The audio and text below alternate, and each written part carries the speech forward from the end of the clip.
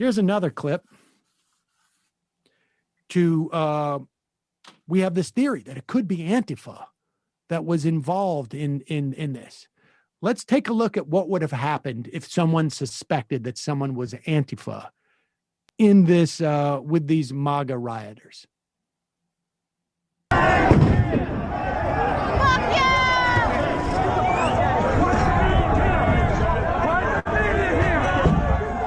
This is an AP photojournalist, by the way. Right here. In the helmet, in the black helmet. Yeah. We're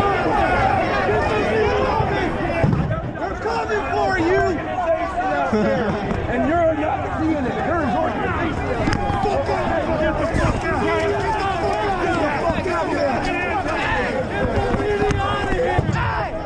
Calm down! Hey! Calm down! Hey! Get out of here! I got him! Okay, all right. Get him the fuck out of here!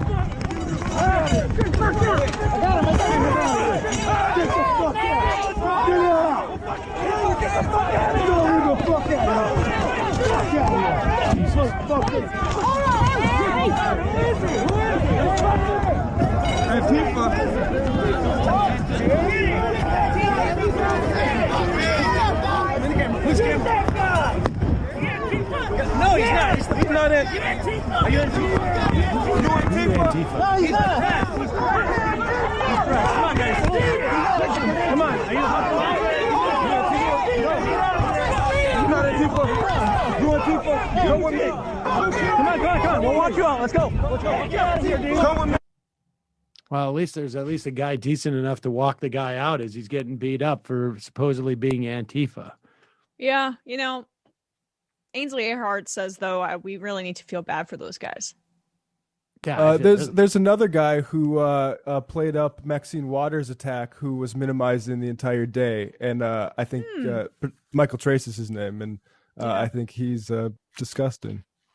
Yeah, he made a huge stink and embarrassed us all at TYT by saying that Maxine Waters had pushed him when obviously that wasn't the case. So it seems like isn't the most intellectually consistent actor on the Does internet. Anybody for even a moment think that if Michael Tracy had been told 3 weeks ago, hey, they're going to storm into the Capitol, there's going to be 2 pipe bombs that are found, 5 people are going to die, there's going to be people coming in there with zip ties, with cuffs.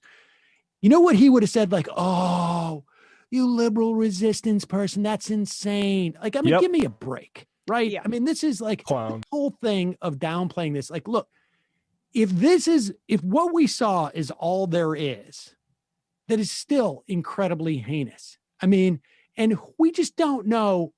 You've got Republican lawmakers involved in this, state lawmakers. We just don't know if what those Trump appointees at the DOD were doing when the National Guard was told to stand down, essentially. I mean, we don't know. It's quite possible that there was absolutely no plan. The idea was just like go in there and scare them from but a lot of those guys showed up thinking they were there to do a bunch of different stuff. Armed exactly. With zip ties to disrupt the election. A poorly executed coup is still a fucking coup. It's still a coup. Like, downplaying this, how many times do we have to have people on the left who we get it, you hate the Democratic Party, and I have a million criticisms of the Democratic Party and don't hold back, but that doesn't preclude you from doing 2 things at once. You can fight fascism, and you can call it out for what it is, and you can be as outraged as I was yesterday and so many other people were. And like how dark of a day that was. It was a super dark day. And then do the other thing too. You could still do both. The other amazing aspect of this too is that there is absolutely no historical perspective on this or context. Yeah. Like, the idea is, if somebody could come to me tomorrow and say, look, I'm from the future and I can tell you that like this thing dies out. It dies out in 6 months and 12 months. There's nothing happening whatsoever with this. I'm from, 50 years from now, and I can tell you that things really just return to normal, that this has no implications in terms of future actions, that people don't cite this, that there aren't there's no mythologies built up about this. If somebody came to me tomorrow and say that, I would certainly perceive what took place in a different context. Still be horrible, right? 5 people die. It's still, a disgusting assault on just like the ability to elect a president. A lot of people got their heads bashed in for the right to vote. And that would all be the case. But to assume that you have access to that person from the future, to look back on the last 20, 30, 40 years and see how these things build on themselves, to look back historically and see how they built the pushback to Reconstruction that led 6 million people to be card-carrying members of the KKK, 6% of the nation by 1920, to have no sense that this fits into any type of flow of history or could, is just, you're just being ignorant. You're just taking a position because you got to juice your Patreon. You got to make sure you're going to, look and see what, the most skeptical of your sort of ilk is saying and follow their lead. I mean, that's what's going on here. And it's very easy. 6 months from now, it's quite possible, all this has calmed down and it doesn't look like it's growing again. But this more than likely, this will be built upon in the same way.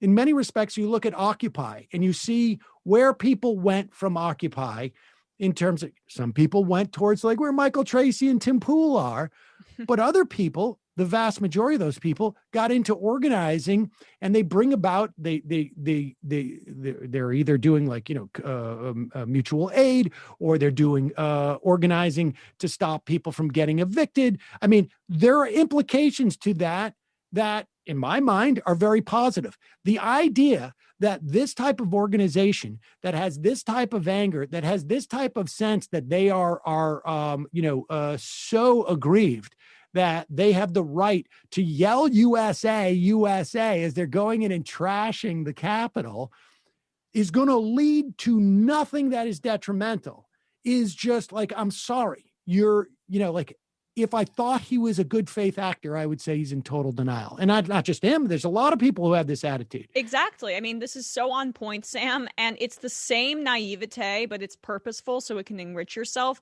as the one that they deride from people like Joe Biden and Barack Obama. Oh, the fever will break. Oh, we'll be able to compromise with these people. It's pretending that these situations exist in vacuums and aren't part of larger whole systems and movements. I mean, what happened yesterday is not going to go away. I mean, and again, like people joking, oh, when Trump's out of office, we don't have to ever hear from him again. Really? Like this kind of misinformation, conspiracy peddling, it has deep wounds. And the biggest one, and we've talked about this on the show, is the mistrust of the democratic process. That's not going away. Nope. Facts about who won elections, it's going to be disputed for the foreseeable future until you beat it. And what doesn't help is downplaying that kind of thing, because what we saw there, that abuse of the purported Antifa member who was actually the AP photojournalist, that's my favorite is that these guys come around to like this position of both siderism that we generally see from like sort of just the mainstream media, right? Where that they it's make just sort fun of, that they sneer at, right? Yeah. Rightfully so. But they're operating in the same space. They're operating in the same space, but except they have scragglier beards and they do it via Substack and Patreon and get to feel superior. It's gross. I want to share a thread by Ari Kovler, this journalist here. I'll put his bio up. So good. And I saw this. This is from December 21st. And this is on January 6th. Armed Trumpist militias will be rallying at D.C. at Trump's orders. It's highly likely that they'll try to storm the Capitol after it certifies Joe Biden's win. I don't think this has sunk in yet. Wow.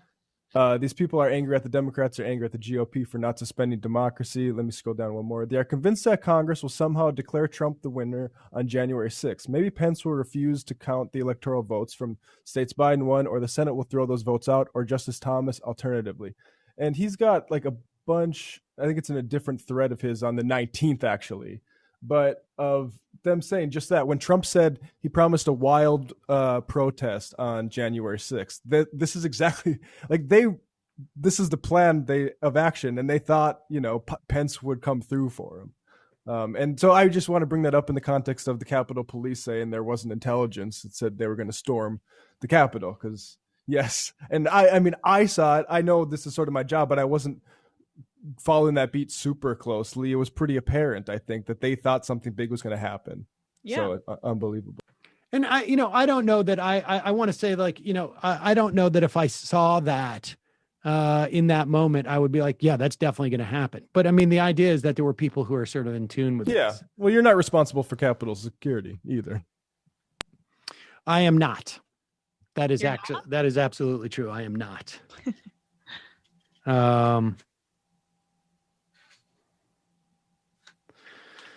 What else we got? Um, Oh, this is